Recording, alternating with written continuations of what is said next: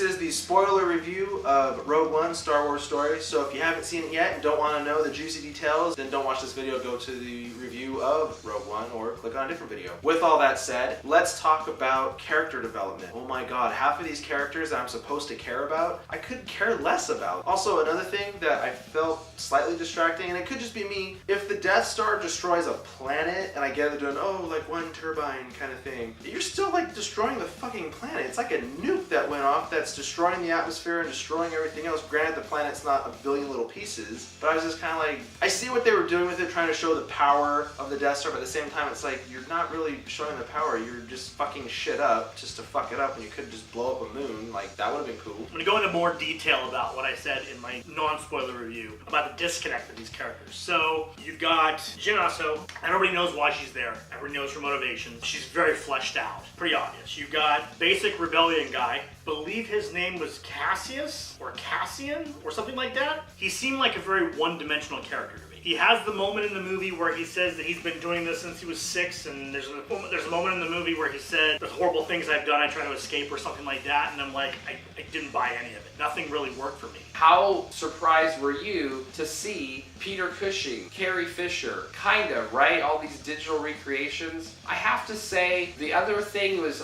Darth Vader's castle, and a lot of these just little bits and pieces that if you're a long-time Star Wars fan, added in all of these little bits and pieces that I thought made it worth it. I am a little bit over the Kyber crystal connections. I feel like that was a little bit overdone. I feel like they've kind of retroactively continuitified the Kyber crystals. The first scene I think of when I think of this movie is Vader's final scene when he activates his saber and just kicks ass with these rebel officers. It blew my mind. Michael Giacchino's score played it beautifully with vocals and deep, dark theme sounds with that entire scene. You hear his breathing, then he comes out of the darkness, activates his saber, and kicks ass. Princess Leia's in the end, and I'll tell you what, I couldn't tell if she's CG or if they just used some footage and like photoshopped her in there. Hot as ever. I normally see movies and I'm so immersed, I don't notice these little things. When they are at the spot where her father dies,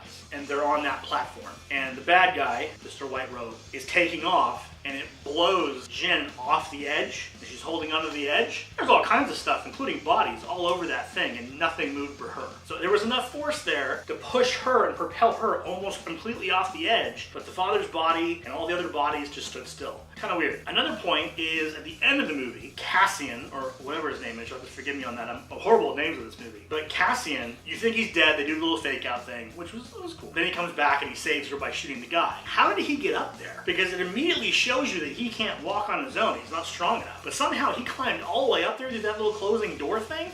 How's that even possible? I think there was maybe an opportunity left behind. She has a crystal on her necklace. It's never outright stated it's a Kyber crystal. Nothing ever really comes of it. So I felt like there was an opportunity lost there. But hey, overall, as a huge Star Wars geek, whether it's spoiled or not, this movie was great. Thankfully for me, the movie wasn't spoiled, and hopefully for you, you didn't watch this without seeing the movie first.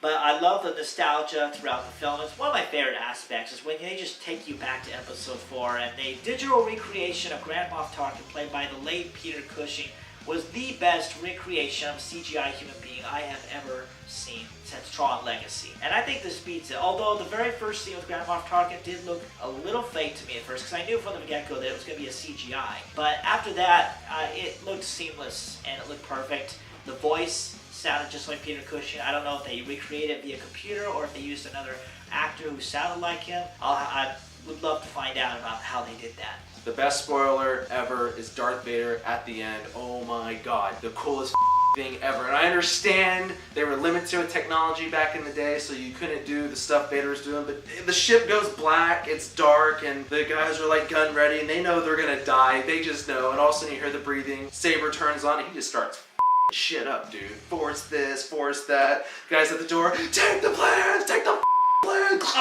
Through the door comes open.